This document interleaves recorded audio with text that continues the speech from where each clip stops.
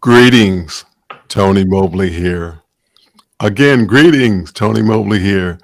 Tonight I'm having a conversation with Lois Richter. Tonight also marks the 26th episode of Conversation with Tony Mobley. Why are we here? We're here because life has provided me the opportunity to have real conversations with real people. And first, I want to thank Miss Erica Sandstrom for our conversation last week. I want to thank the team behind Conversation with Tony Mobley. Job well done. Thank you so much, team. So, why are we here? We're here because we'd like to have real conversation with real people. And again, tonight we're having a conversation with Lois Richter.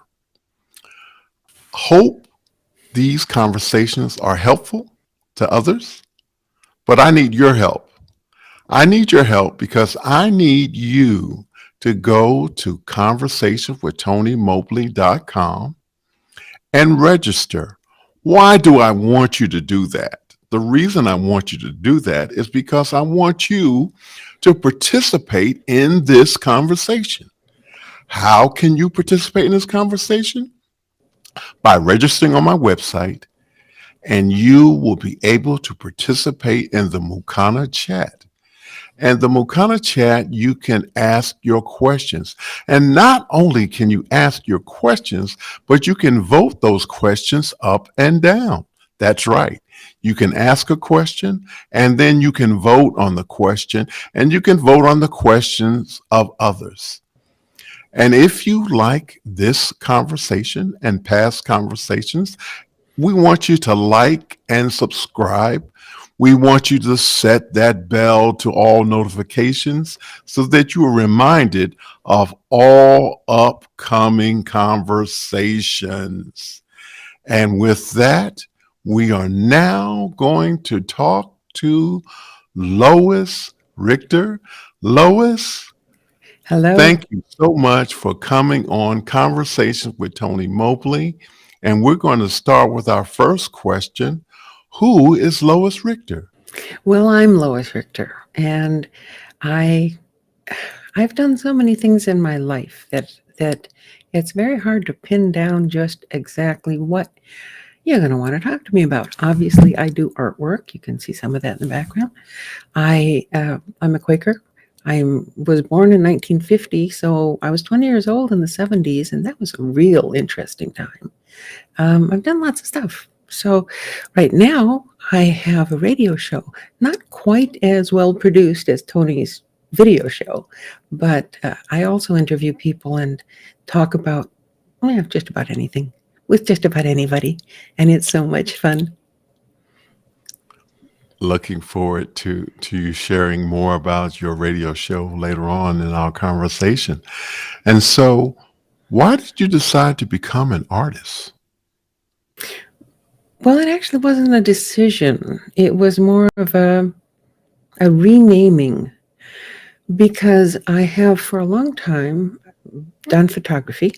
I've always been a creative person. And whether that meant as a kid, I was, drawing horse outlines in the wet cement anytime there was a new sidewalk laid in the neighborhood, or when I was making little vignettes around the house, just whatever. I've made clothes. I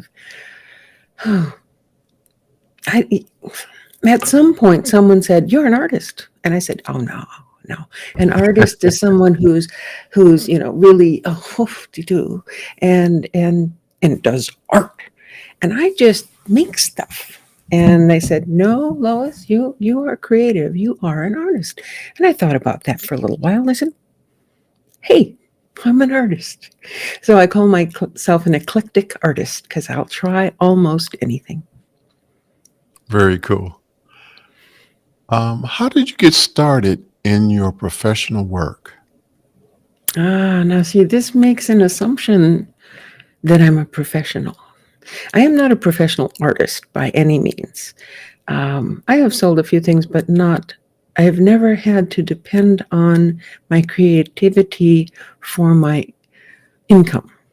I have had a business called The Organizer, and I am a professional in that sense. That got started in 1980. but that had to do with helping people figure out ways to keep the papers from taking over their lives. So it could be anything, how to manage your business, how to deal with the mail or whatever. It could be maybe Aunt Fran died and you had to take care of all her stuff. What am I going to do?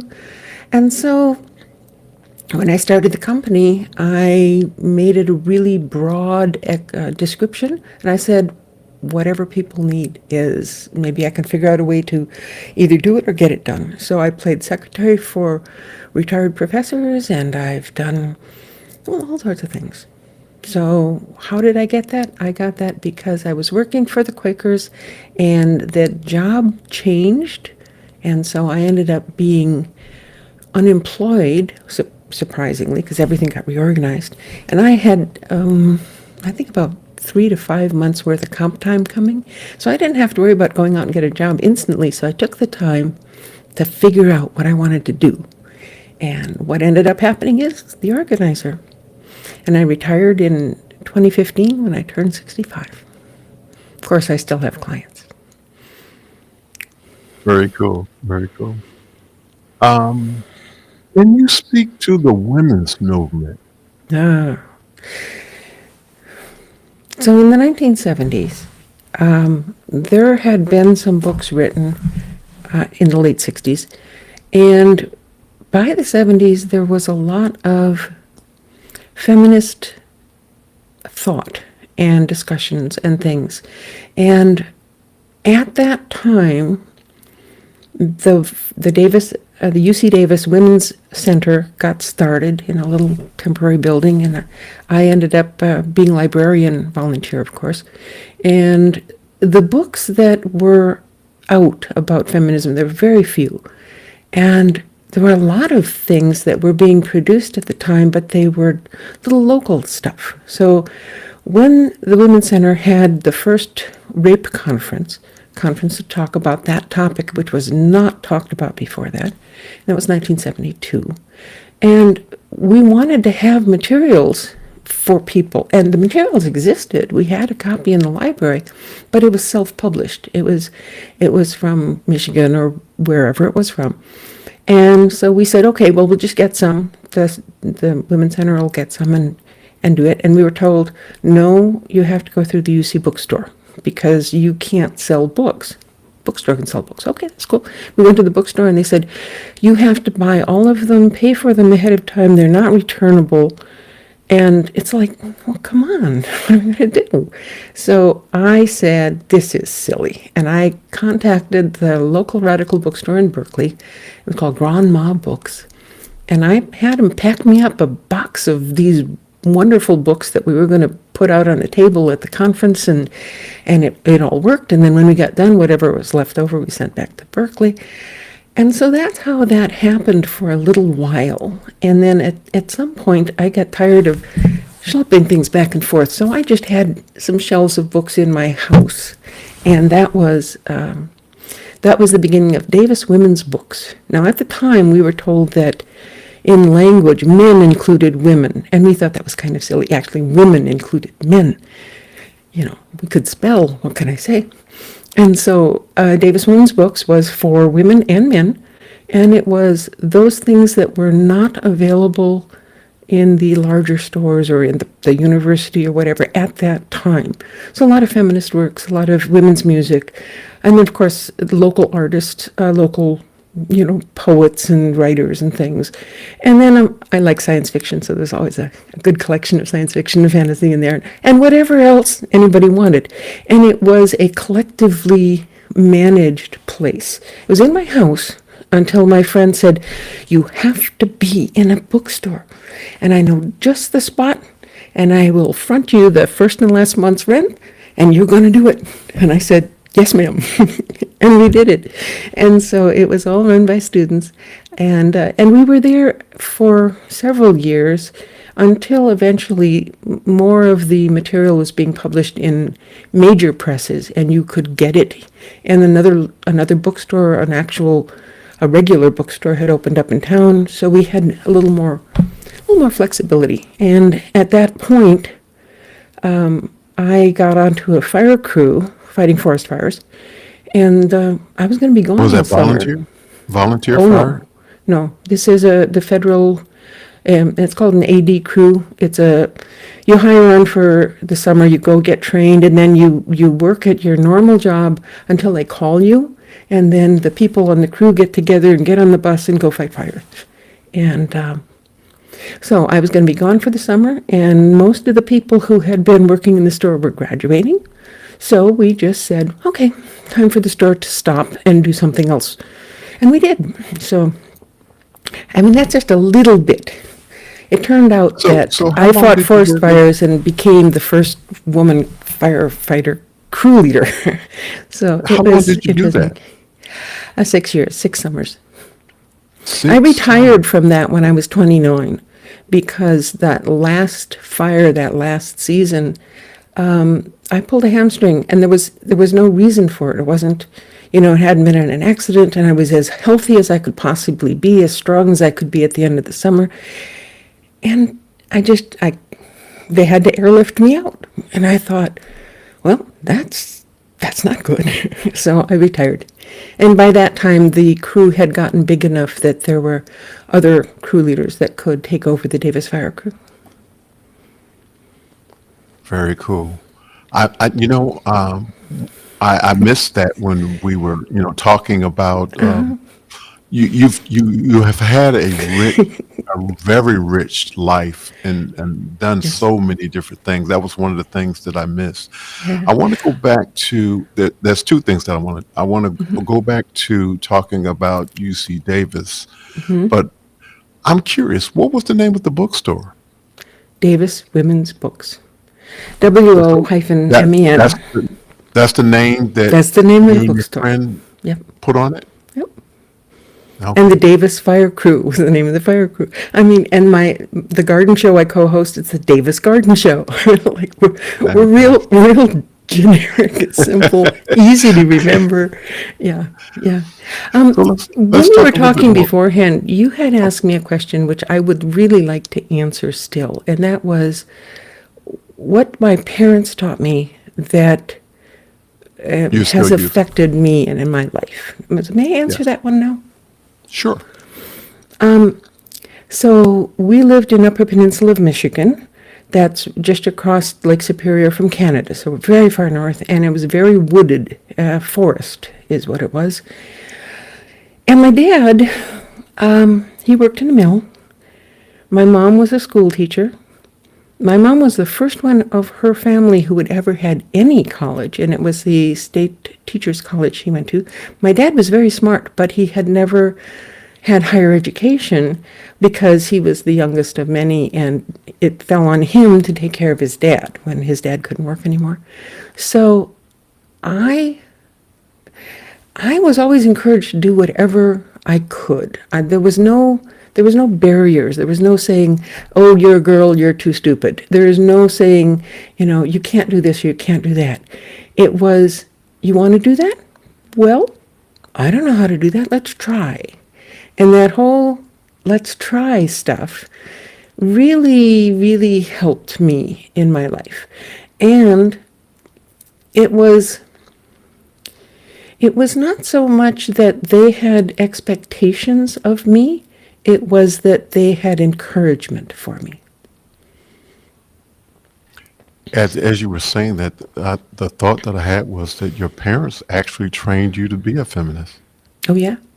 Yeah, and actually it's sort of interesting because I grew up in backwoods Michigan.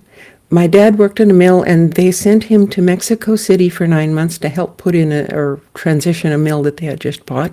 And we came back, and I had missed 9 months of growing up. Okay. And then a year later, they decided to go to California because the company had bought a new mill, and they asked for people to go out and get it up to speed. So I left Michigan in the end of 8th grade. Now, in our culture, in that town, you didn't date until high school. You ran around as a bunch of kids, you went and did things as together, but you weren't one-on-one dating. And then at the end of high school, you got married. So it was a pretty straightforward thing. I was in 8th grade. I hadn't done all that stuff. I came to California. California. California is so advanced. I mean, these kids were not only dating, they've been going steady for a couple of years. So here I come in, and don't know any of the rules. I don't know what boys are supposed to do and what girls are supposed to do.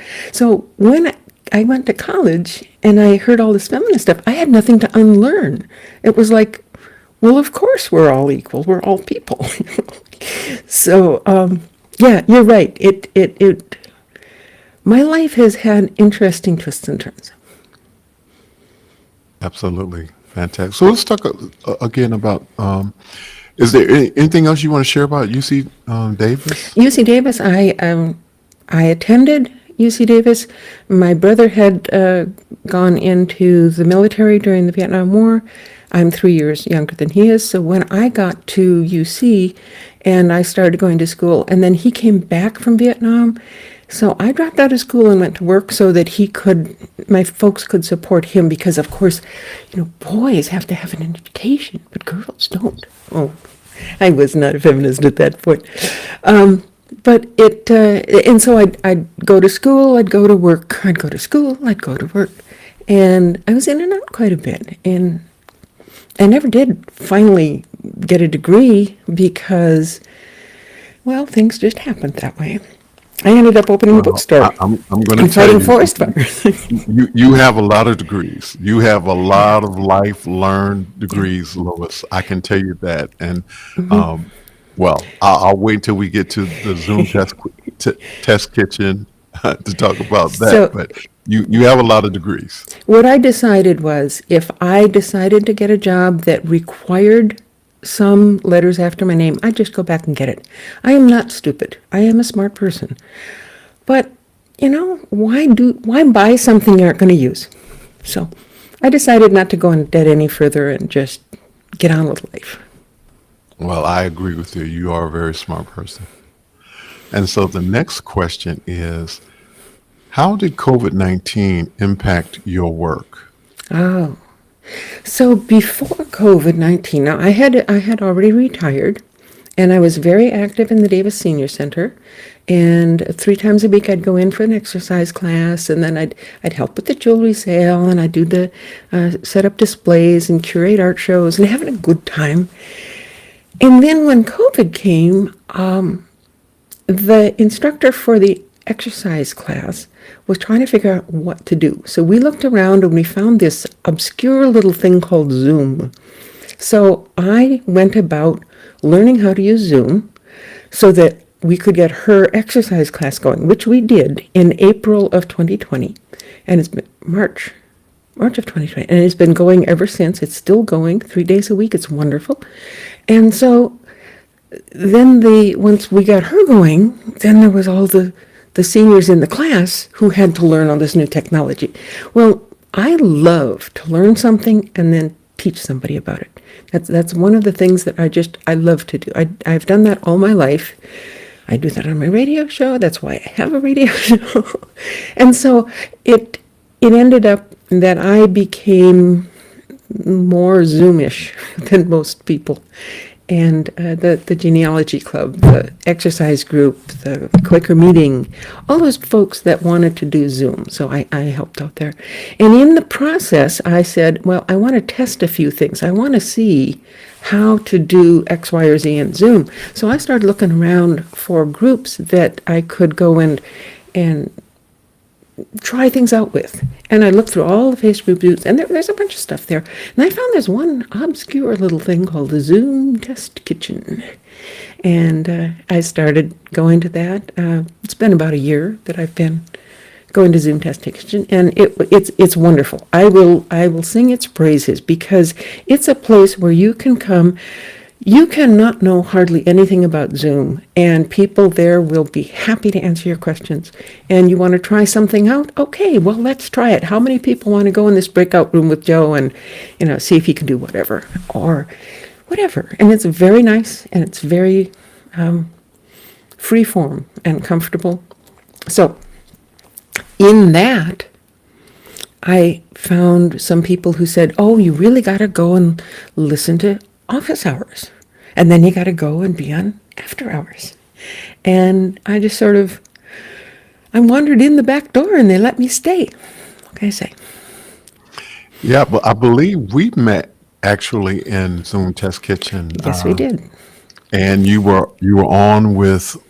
on me and with Jeff when Jeff was on a conversation with Tony Yes, we Mobley, are.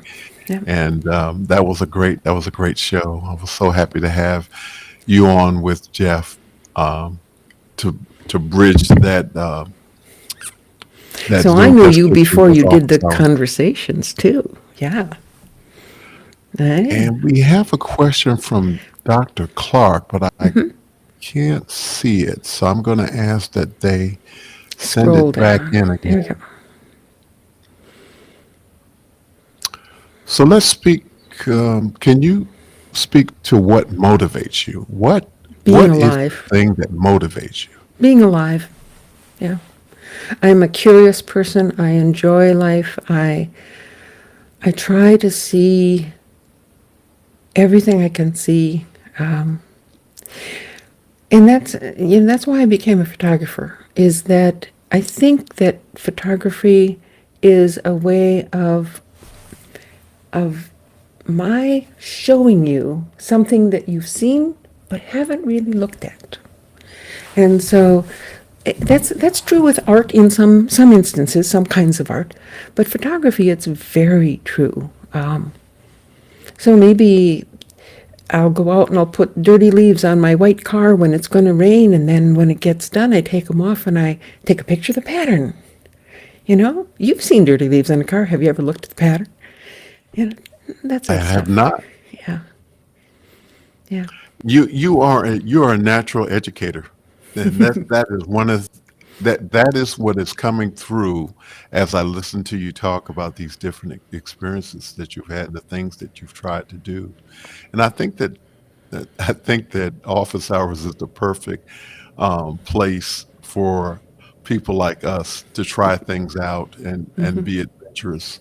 And so I'm so glad that I've had this opportunity to have this conversation with you, and also that we get a chance to play in the sandbox and try Yeah. different things out. And so this is an experience that we're having together today in conversation with Tony Mobley. You guys are looking at us through YouTube, but we are actually in another format interacting with one another, and this is something that is new for Lois.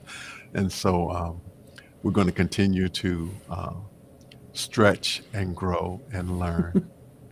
And so the next question is, we're going to go back. We're going to talk more about the Zoom test kitchen. Okay.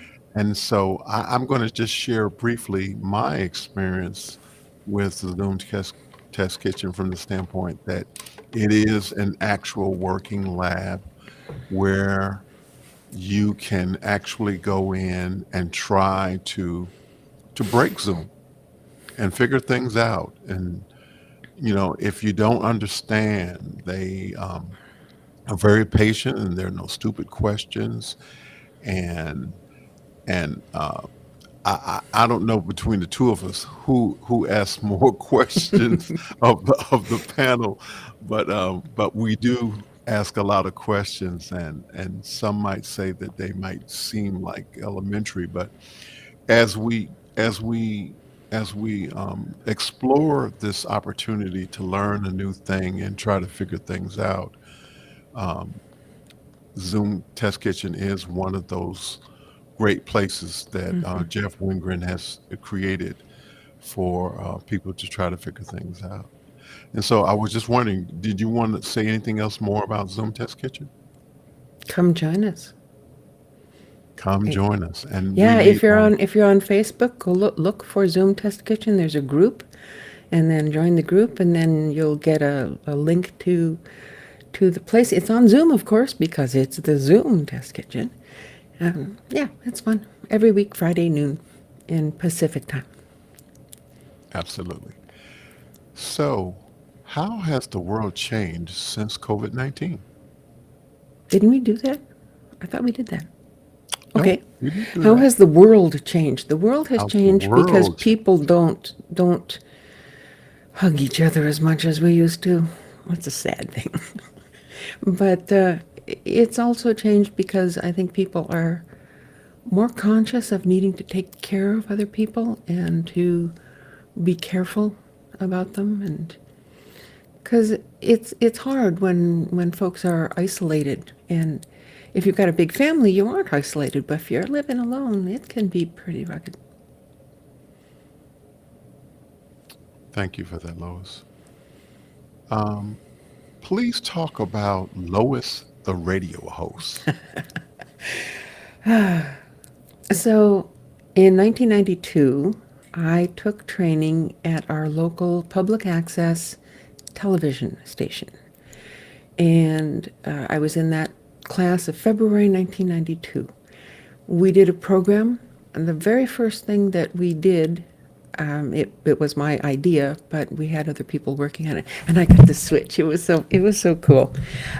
Switching is what they now call cutting, but it's getting the things to move. And at that point, we didn't have. Well, let's put it this way: in order to make a transition from this to this afterwards, you lose quality. And so we were doing all of the fades and the switches and the cuts and all that stuff. We were doing live, talking to the camera operators. Okay, now move it this way and then go that way, and we tried it. We looked at it and went, ew, yuck, that floor is ugly. Because the lady was dancing, the kathak dance, and she was dancing, she had bare feet and was with little jingle bells and stuff. And so we said, can we paint the floor black? And the station said, sure, we'll buy the paint, you do it. So we did that, we reshot, we did it again, and that won us an award. That's the Wow. first project we ever did was an award, and I had to go to Hawaii to see us get an award if I wanted to, and that was my first trip to Hawaii. So that is the television side, and I did that from up until 2003, and then I sort of faded out on that. And the radio station got started in Davis, so we had a public access radio station. They're now tied together, and they're in the Davis Media Access overarching umbrella organization. So at the television side, I like video and visuals and stuff, and so I had done set designs, and I was planning the camera angles. I was the host. I was going to be sitting in the chair. But I would tell people things. I would say, Sharla, come over here and get a close-up on this little thing over here. And so it was like live on air directing from the host chair with a crew that we all had ideas of what to do. And so the show was Lois's show, but it was really a team effort. And one of the things that I used to do is I'd go next door to the nursery and I'd get plants, and I'd borrow them, and I'd set up tables and shelves and all these plants around, and boy, my sets were incredible. And the guy next door happened to be, his name is Don Shor. He owned the nursery. He was very kind to let us borrow things all the time. And when the radio station came on, so in the TV station, eventually I said, Don, why don't you come and tell us about this or that or the other? So we would do shows, an hour-long show, where Don would come on to the television show, and we'd have a program about gardening. So when the radio came on, I said, Don, are you going to do a radio show about gardening? Because he had subbed for one of the guys in Sacramento who used to do that. And he said, yeah, I guess I will. And I said, so you're going to do it alone, or do you want me there with you? I said, well, I guess you'll be there with me. And so, and at that time, and this is like 16, 17 years ago, it's a long time ago, he knows so much that you can ask him a question, he can talk for 20 minutes and tell you everything about everything about everything. And at the end, I could say, so, Don, we should tell Susie to put an inch of water on her lawn twice a week? And it was like, yeah. So he has gotten much, much, much better. But we we enjoy, he's the knowledge person. I'm the one who gets to read the questions or to be the perpetual novice or go, oh no, I did this horrible thing. How can I save my poor little plant? Yeah, and so it's fun. So that's how I started with the Davis Garden Show. And of course, I had my own television show. And I said, well, I can do radio. If I can do TV, I can do radio. So I started a radio show. But you know what? There's no visuals on the radio show. It doesn't matter if your guest is wearing black and white stripes. There are no camera angles. And on the television side, we'd be getting all this set up and getting ready to go. And somebody'd say, oh, what about the audio? And I'd say, okay, yeah, turn on a mic. I had no interest in audio at all. And now all of a sudden, I'm doing a radio show. And you got to run your own board. And it's like, oh. But anyway, it's been wonderful fun. And I'm having a great time. And I will talk to almost everybody about almost anything. I don't do yelling. And I don't do politics. But other than that, hey, Tony, you want to come be on my radio show? Absolutely. When does your radio show air? It is Thursday at 11. I was going to say 1. That's when it used to be. They changed it. So Thursday at 11. And then Thursday at 12 is the Davis Garden Show, where I'm the co-host on that. And it's all streamed live. KDRT.org is the website for the radio station. You can listen to it live. You can look at the archives. You can look at the schedule when things are repeated. It's wonderful. It's a wonderful thing. And it's almost all done with volunteers. I mean, we have to pay some money for the equipment and the building and the maintenance and stuff like that. And there are 2 staff people. But the rest of it, all volunteers. And did you say the name of the radio show? That's life. That's life. That's Very cool. life. Yeah. Could be called a Lois Richter show, but I didn't. We have a question from Dennis Champion Walker from Scotland in the UK. What is your favorite artistic medium? I think it said. That's what it said, and I got to tell you, Dennis, I don't have one. It's like whatever I'm doing at the time is my favorite thing to do. And that's true in life, and that's true in art. And I've done photography ever since I was a kid. My dad had an old bellows camera that he had taken into World War II, and he gave that to me, and that's what I started with. And things just progress from there. And as I see something that's really cool, or I hear about a class that I could take, or something, I did a watercolor. Their senior center had a watercolor group, and I'd go with it once in a while. And I did a watercolor once where the instructor for the day said, this is an example of extremes. And so she gave us one watercolor. It was black. So we did this whole exercise with black and white paper, and that was it. But it was watercolor. So at the end, I was showing somebody around my house, and they said, oh, it's a block print. And I said, no, actually, it's a watercolor with black watercolor. They said, oh, it looks like a block print. And after about 3 people said that, I thought, I like the way it looks. I better go learn how to do a block print.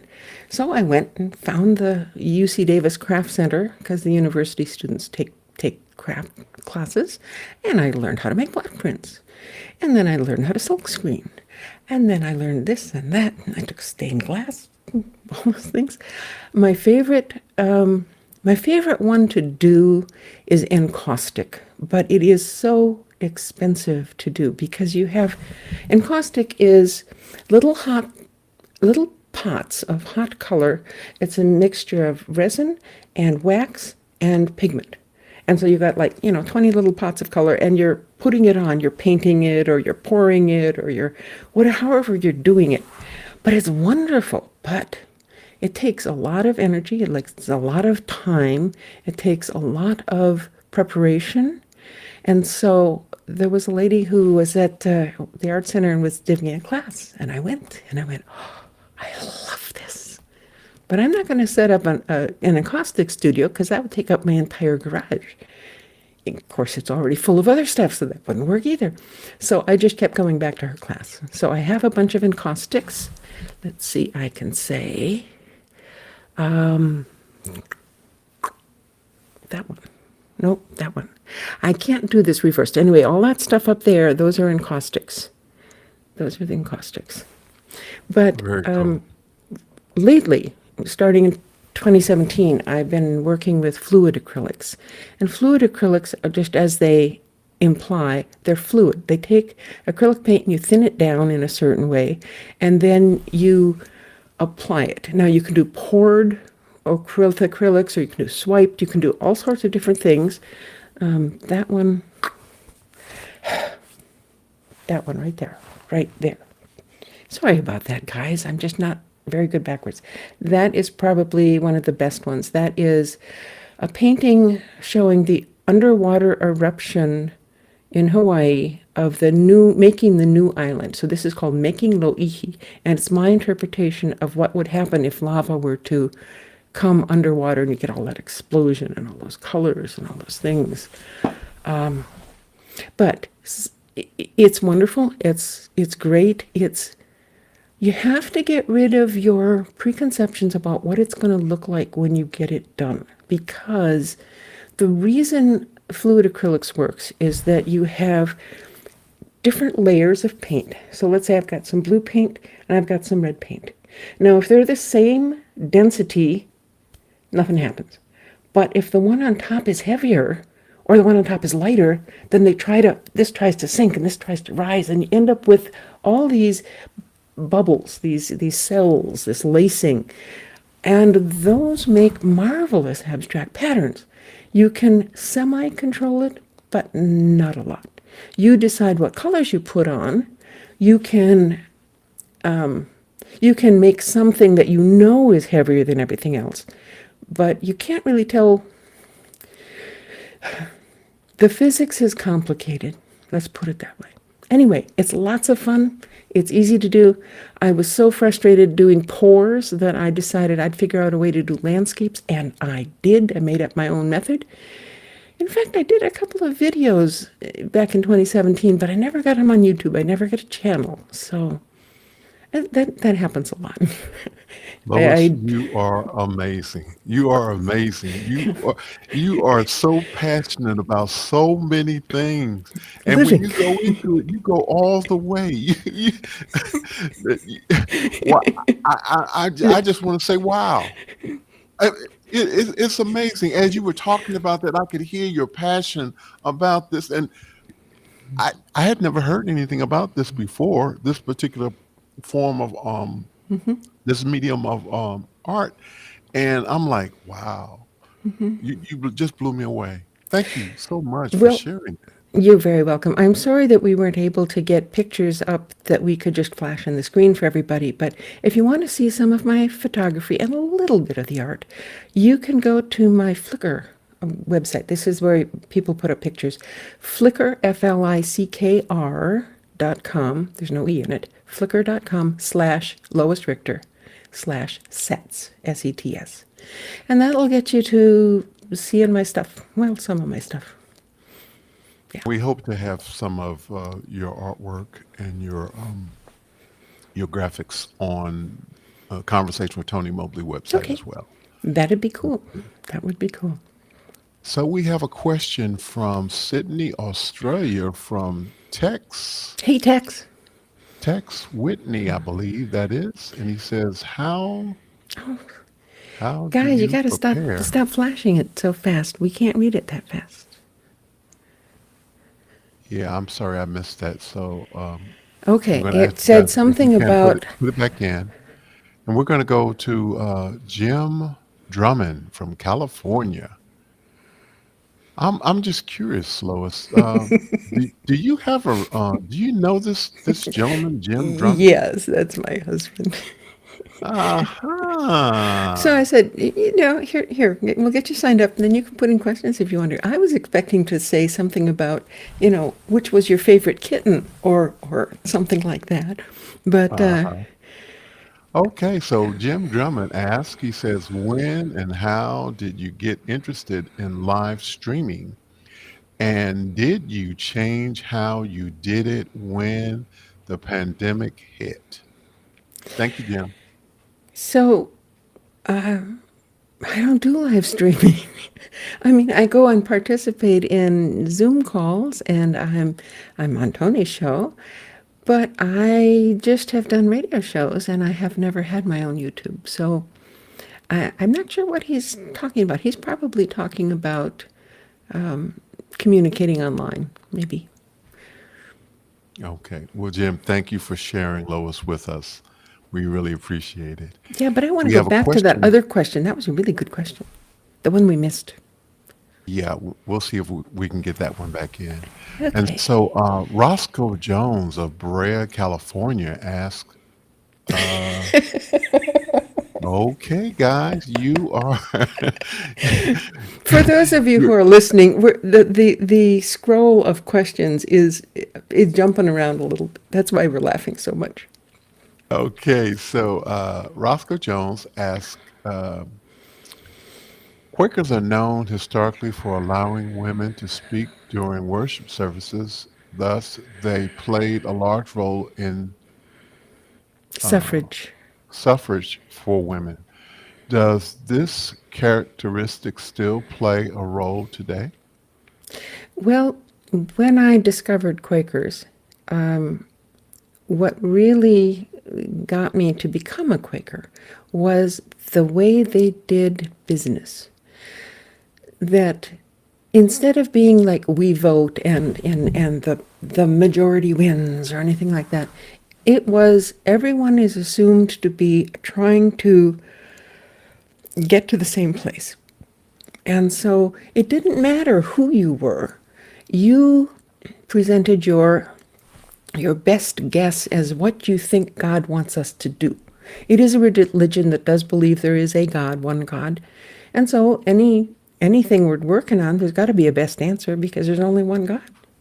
So it's that's how the doing things in the manner of Quakers means listening to everybody, and then everybody going, yeah, I think that's the one we should do over there. There isn't anything about men and women. There is no distinction. There is no separation. Historically, if you go back to the 1700s, yes, the meeting house had a men's side and a women's side, but it wasn't that one was better than the other. It's just that they had different tasks in the community. And that's not true anymore. Right now, everybody does everything. We have every year we pick who's going to be the clerk of the meeting for that year, and it can be anybody. Our form of Quakerism here in Davis is an unprogrammed meeting, and so there's nobody who is an ordained minister or anything like that. We consider everybody in the meeting to be a minister, and so if you get a message while you're sitting there in meeting for worship, you stand up and say it. And if the message is just for you, you keep it to yourself, but otherwise, you are a minister. So I'm not sure if that quite answers the question, but it's the same thing as my dad said. Doesn't matter who you are. It's what do you want to do? Well, we'll tell Roscoe to ask another question if that wasn't the answer.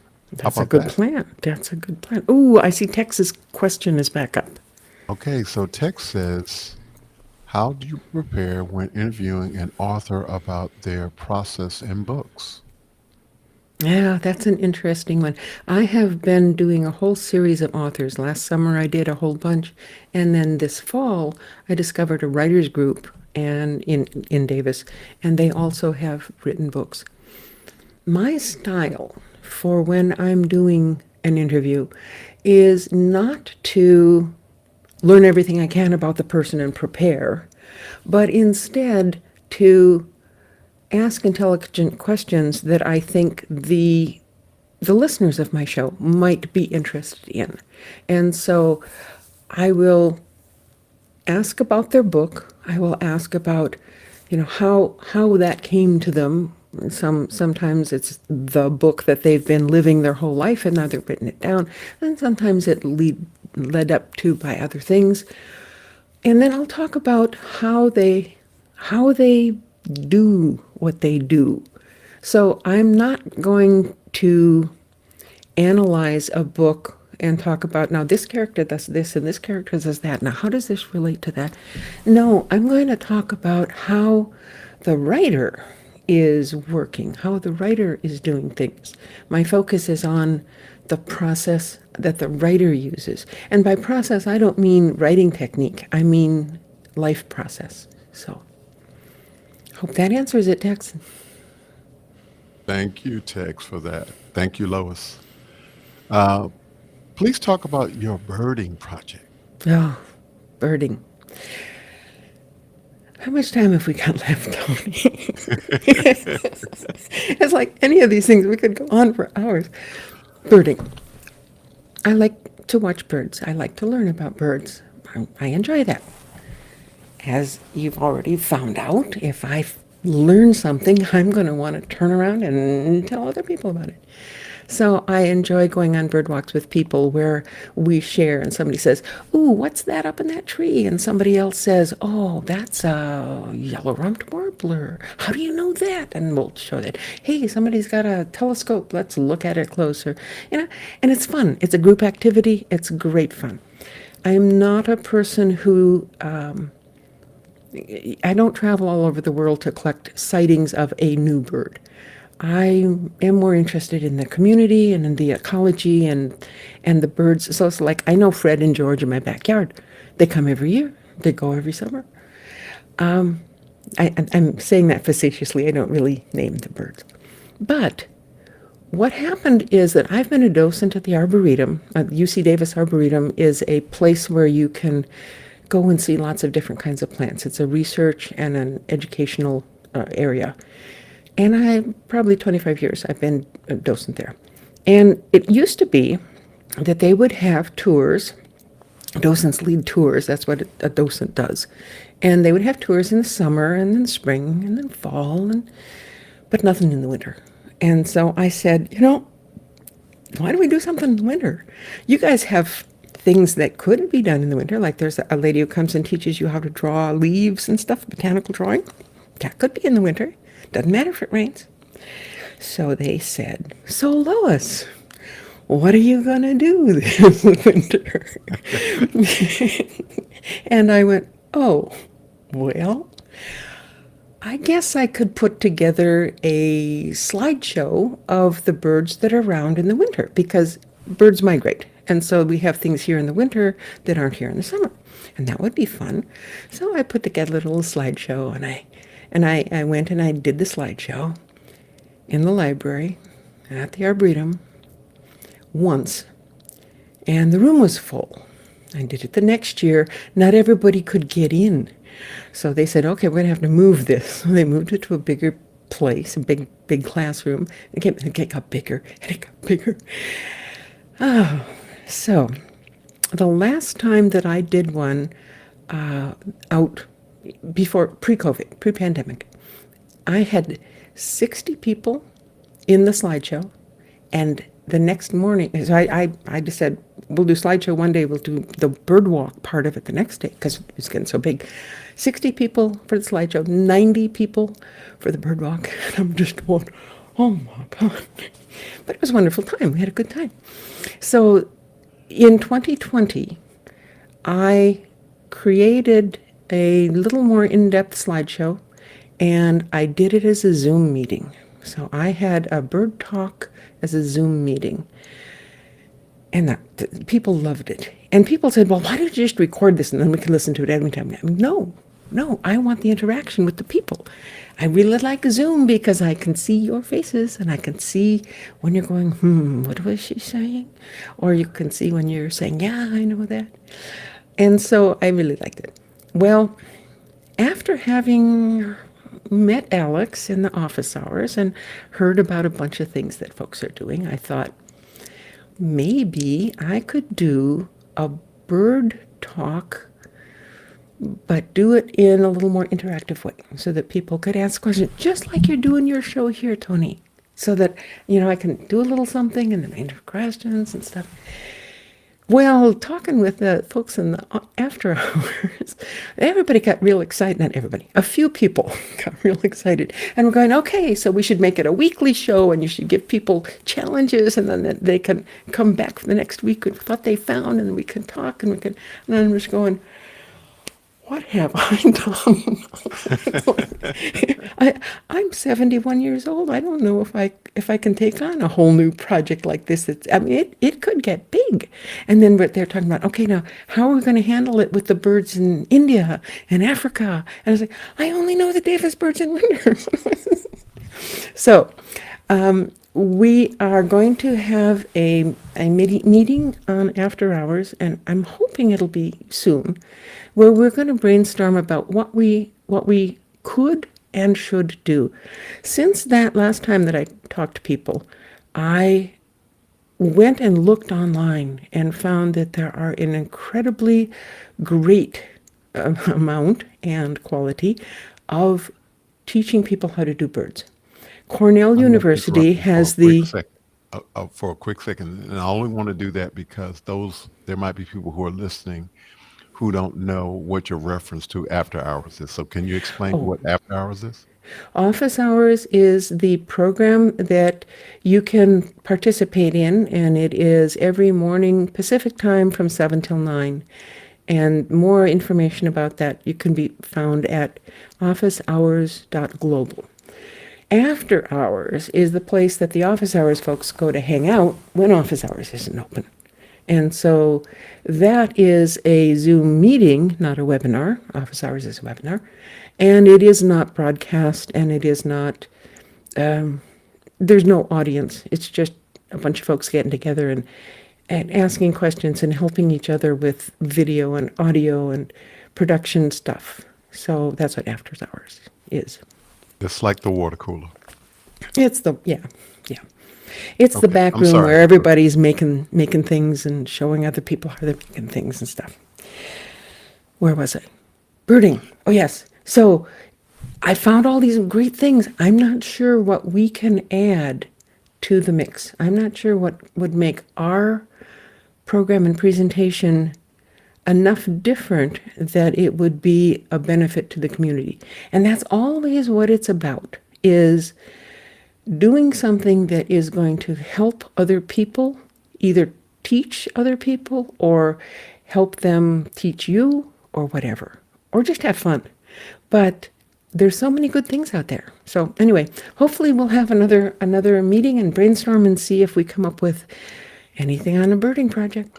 There are a couple of things that come to mind for me as you were talking about it, and so there's always an opportunity to share this with school systems and schools and education opportunities, because I think that there would be some interest amongst the education schools to talk about birding, particularly you lifted up birds of India, birds of Africa. Um, these would be birds that would not be commonly seen, in the United States. And so I think that is a fantastic opportunity and a great idea that would pull in a lot of different people. And I understand why I'm not a birder myself, but I understand the passion and the enthusiasm that this could bring from a standpoint of what a great learning opportunity, what a great opportunity for engagement, interaction with people who may be in India or Africa, to talk with someone in the United States about the differences in the birds and what's in their habitat and what do they eat, and so I think that's just a great opportunity. So I wish you well with that, and I know that I know that the community, the office hours community, is definitely going Yeah. to not let you let it go. And so Well, I may so not. so just go ahead and put the Yeah. excuses out, to the side, because they're not going to let it go. No, I'm not. I'm not gonna. How should I put that? There's a difference between giving up and letting go, because I could see some of the teachers on the education time, that is Saturday morning, getting really excited about this and taking it and running with students. I've never taught children. I've only taught adults. And so I may not be the right one to implement the idea. That's okay. Hey, I'm a Quaker, you know? You do what you do to get done, and it doesn't matter if you own it. Well, like I said, Lois, you are an educator. You are an educator. Guy Cochran is in from Seattle, Washington, and he asks, "How does Lois use Zoom to help her community?" I think I've mentioned a little bit about, but let me be a little more specific. There is a genealogy club here in Davis. It used to meet in person at the senior center, and we were able to transform it so that now it works with Zoom. And the exercise group that Debbie Earnesty leads, also on Zoom. The Quaker meeting. Now, I don't know if you all know, but Quaker meeting is meeting for worship is silent meeting. You know, you only stand up and say something if you get a message that needs to be shared. Can you imagine a Zoom meeting? You got 30 screens in front of you, and everybody's quiet for an hour. But it works. It works. And so, yeah, I'm basically helpful for anyone who needs help. And a lot of it is just personal friends who will call up and say, as one did yesterday, she said, I want to have a Christmas meeting, but it's not safe to meet in person. So I want to have all my friends over and my family for a Zoom meeting. How do I do that? So we got her a Zoom meeting going for Christmas. Very cool. So what's next for Lois? Probably cataract surgery in a year. Probably. I'm a little worried about that because I had one eye done and I don't see as well in that eye as I do in the other one. Now the other one is starting to act up, so yeah, I'm a little worried. But what is normally in my future is life. I love to live and I live to love. So the next question is, can you talk about your future projects that you're thinking of besides birding? Besides burning, I will probably go back and do more art. I will probably continue with fluid acrylics, but maybe not. I might go back all the way to embossed aluminum. That was a wonderful, wonderful technique. I had a lot of fun with that one. Or maybe somebody will say, I wonder what I can do with a mask. And I will paint it orange and put a bird beak on it and put it on my pumpkin for Halloween, which is what I just did. I have no idea what I'm going to do. I don't have a plan for future art. I never have a plan for future art. Art happens, art is lived, but for me, it's not planned. Now I have a question that I want to ask you. Okay. So a little birdie told me that you have a new iPhone 13 Pro Max. So Absolutely. And I what still what can't figure out what how are to you make the planning thing to do work. with that? Well, I got that one. Okay, so I lost my iPhone, and so I had to replace it. And I decided to get the best camera I could get. And because I like photography, and you all on the after hours have gotten me into more and more and more stuff. I mean, look at this. I got a microphone, man. So I don't know what I'm going to do with it, but I got it so that I could do the widest range of things possible. I still have to learn how to use it though, so I'll be on after hours getting more help from you. Well, I have a suggestion. But Why don't you see what birds you can capture on that new iPhone? so eh, one of the things we were talking about with birds was to give people challenges and to have them between 1 week and the next go out and take pictures around. And the problem is that most birds won't let you get close to them. And so binoculars is the way to go. And an iPhone is great for showing habitat because the habitat doesn't move. Right? I was hoping that on the show we would have field reports. We'd have people who were out in the field right then, right there in that Zoom call, and they could go, now I'm over at the Yolo Basin and this is what it looks like. And then there's a pond over here, so there's probably some ducks, but not trying to look at individual birds, just reporting on what the habitat is, what you might see, but have it live as we're doing our Zoom meeting. And I like that idea. Okay, Sounds like I diverted maybe you again, didn't a I? visit to the DVE store. Mr. Guy Cochran might have some cameras that might do just that for you. One of the guys Um, said, Lois, you got four hummingbird feeders outside your house. Where's your hummingbird webcam? I was like, I don't have one. and speaking of Guy Cochran, we have another question from Guy. And so he says, how did Lois first meet Tony? I was at the Zoom test kitchen before Tony was. And he came in and he was talking about church stuff and learning how to do this on that and the other thing on Zoom.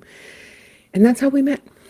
And then when I ended up in after hours, well, he was there too. I've never met him in person. Oh, we haven't met in person, but I think that we're good friends. We've met in spirit. That's right. That's right. Let's see. We have a question from Matthew, and I can't quite make that out. I think it's Montreal. cool. Matthew Cool. All right, Matthew Cool from Montreal. How did you hear about office hours and why are you drawn to it? Well, I heard about office hours because I was such a persistent question asker at the Zoom test kitchen. And people said, you would have fun over at this other place.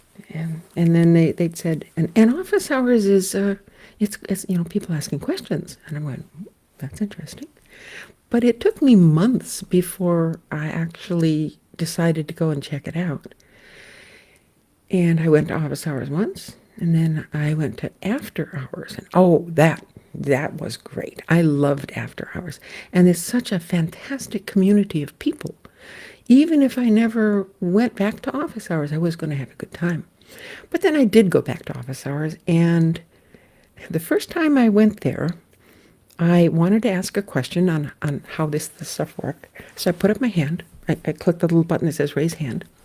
Little did I know that raising hand takes you to the panelists place where you get to be a panelist. So got me back out of there right away. But then people started telling me, this is how it works. This is what happened. So after a few times, I decided, I'll try it. I'll be on the panel. And I did. And it was great. Most of the stuff that the people are asking questions about are very much more high-tech than I am. But I have done television shows and written and done set designs. Oh, I didn't tell you about that, did I? And so I've done all this stuff, and so I do have a few answers occasionally. And then I learned I could cut, which is the new term for switching. We always called it switching. And so now every Monday I'm in there and I'm cutting the show. So it's a good time. Well, this question, how do you like cutting? I love it.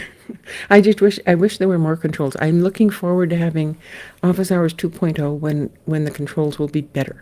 Because right now, there are a lot of things that Zoom can do and makes it look really good, but they don't stream. So those effects that I can create don't translate to going out. And so it's a webinar thing, and anyway, it's going to get better after the new year when the new 2.0 comes out, and then switching will be much more like this than it is like it is now. Thank you for that, Lois. Roscoe Jones asked, what is one of your favorite stories about your mother? Was she interested in art? My parents were very supportive. Mom liked social things. So she enjoyed, she's the reason that we moved. Dad was perfectly happy being where he was. Wherever he was, it was the best place to be. And he worked hard in the mill and he had a real good time. And, it was just presence. Mom wanted more stuff and more places to be and stuff like that. I didn't consider myself an artist when I was young, and Mom wasn't either. I mean, she sewed. She did the homemaker stuff.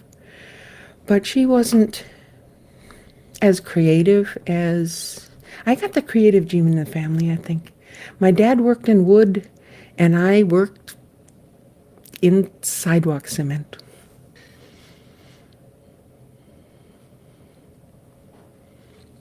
Oh, Roscoe Jones. Can I read this question, Tony, please?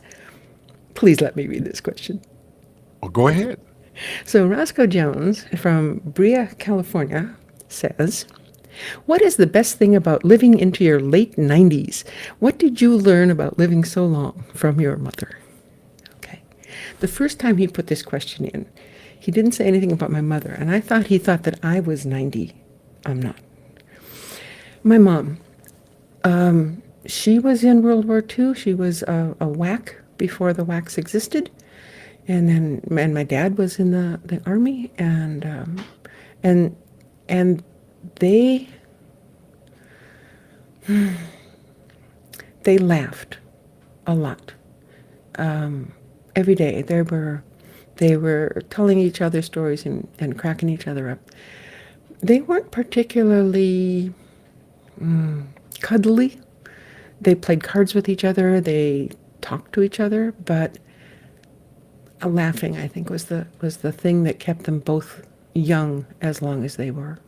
Dad lived to be 95. Mom lived to be 98, and I'm figuring out I'll go to 120.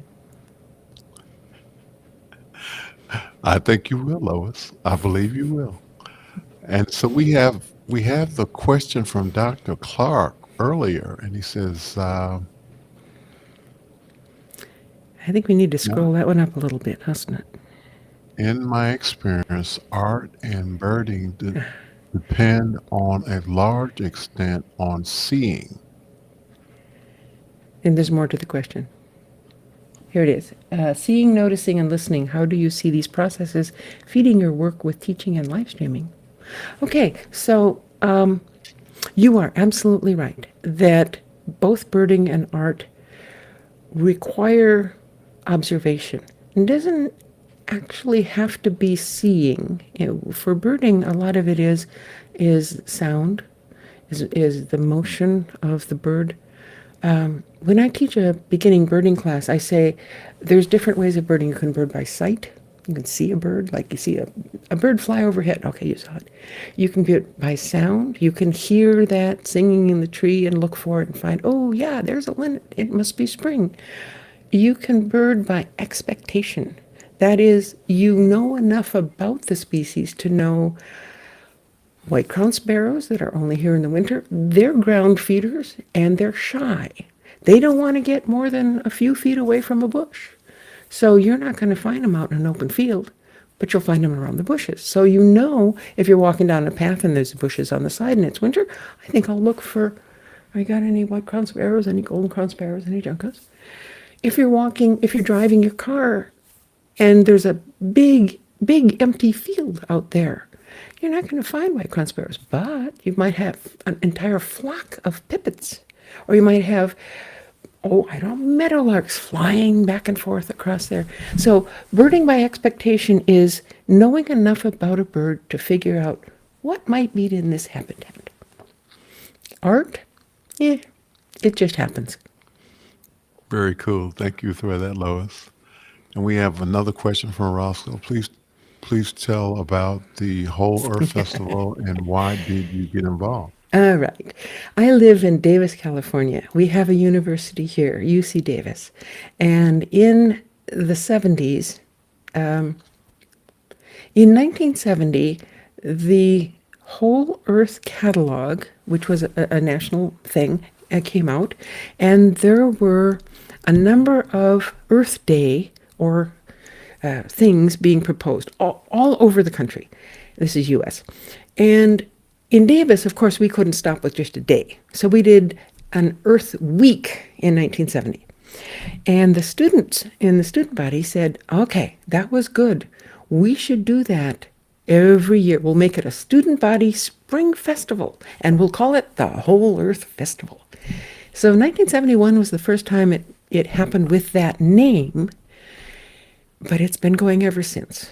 And so, Wow. yeah. And I was at school in 1971, but I was not in a place where I was doing that sort of thing. It wasn't until a couple of years later that I realized what was happening, and I started having a booth where I would do massage. I was a massage therapist for a while, and so I'd have a booth so that the people who were working the stop laughing at me, Tony. I got it. I was doing Oh, here comes another hat. As I we was keep doing all talking, this head more stuff. and more hats come on. I was doing all this cerebral stuff. I was working real hard with my brain, and I needed some balance. I needed to do something with my hands. So I went and got training as a massage therapist.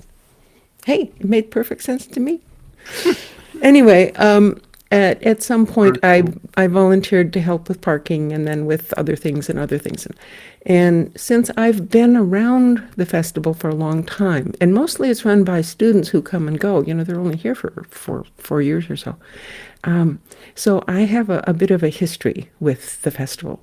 And I've been helping for a long time, I was the one who managed the parking lot when people would come. And understand, Davis is closed to cars. So in order to get their stuff onto the quad to set up, which is where we have the booths, they needed a special permit, and there were only so many spaces. And so everybody would come, and we'd have them line up in the parking lot, row after row after row after row. And then one at a time, or 6 at a time, they would get in to unload, and then they'd take their cars away, and then the next people would come in to unload.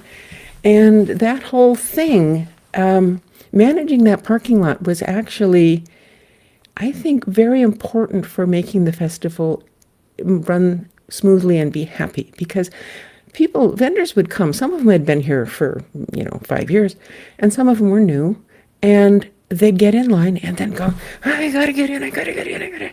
And the other folks who've been here, well, just calm down. It'll all happen. It's Davis. It'll all happen. And so anyway, I did that for a long time, and then eventually I became craft director, which is a person who organizes getting people applications and getting the crafts booths up and things like that. And yeah, and now I help out with the crafts directors. They have student crafts directors, and in past years I've helped out. And we did not have a festival in person in 2020 or 2021. So there was a virtual festival, and that was real interesting. They're hoping to have one in person this year. I have a feeling it's not going to happen. It usually happens Mother's Day weekend, which is in May. I haven't heard anything yet, so we don't know. Very cool. And so we found out about another hat that Lois wears. We have a question from, I believe it's from Dan Huber. What was your inspiration for your art? Life. Yeah. I have never been very good at drawing or painting realistic things. I always thought I couldn't draw until one day, I'm a photographer, remember, I don't have to draw. So I was sitting in my chair with my feet up and a kitten in my lap. I'm reading a book, kitten's in the lap. You know how they curl up into a ball and all you see is fur, that little fur ball? So that's what was there, and I'm reading a book. And I hear this rustle, rustle, rustle, rustle. I look down, and there's the kitten. And now, suddenly, rising out of the middle of the fur are these 2 towers. Her feet, her back feet. Very cute. Okay, I go back to my book. Rustle, rustle. And I look down, Now she's got her legs going the other direction. So I have two legs going up, two legs going out. Very strange. Where's my husband? Oh, he's not home. Darn. Where's my camera? I don't have my camera with me. Darn. Well, I'll just admire the kitten. Back to my book. Third time. I look down. Now she has her head hanging off the end of the chair. So we've got this contortionist cat, and there's no way that Jim is ever going to believe the position this kitten has gotten herself into. And I don't have a camera. So I grabbed a grocery list and I tried to draw the outline of, the where the legs go and where the butt. And then she moved, and I tried again, and then she moved, and then I tried it again. So I end up with a scratchy piece of paper that I can't get a clear image off of. This was in 2003. And so I had to figure out how to find a program, Photoshop, and do something called layers, which was new to me at the time. And you can put like putting a clear tracing paper on top of a paper, and then you can draw on it. Except I didn't have a pen, I had a mouse. And so here I am trying to outline my own drawing. It worked. It worked. Once I saw that it could work, I then drew my kitten. I kept a notebook right beside my desk, and where I might put my feet up when I'm reading. And anytime the kitten got cute, I could just draw the kitten. And then there was a time when my mom was not doing well, and so I was pretty stressed out, and I had no creativity, but I could still draw my kitten. And by that point, we had discovered an iPad and a program called Sketch Club. So I could use my finger, this finger right here, and I could draw on the iPad, and I could draw my kittens. So that's how drawing came into my life, and I don't draw much except kittens. I mean, occasionally I'll draw a few other things, but I like paintings that evolve. I like to start something and see what's going to happen, and then that's the way it goes. So you'll see some back here, some abstracts. I like abstracts; they're very good. You can see anything you want in an abstract, and sometimes I'll draw hills with two birds flying in the way. I was interested in artist trading cards for many years, and so they're tiny little things about that big, and so I did a lot of drawing on that. So I've gotten better. I've gotten better at drawing. As far as I don't plan it, it happens. Very cool, Lois. Thank you so much. And the final question for tonight is, you're speaking to the world. What do you want them to know? The world? This is the whole world. Okay. World, I want you to get out there and live. I want you to look around and see what wonderful things there are. If you take a walk, you'll probably see a bird. You might even get a kitten to pet, who knows? You might talk to people. You might enjoy your garden.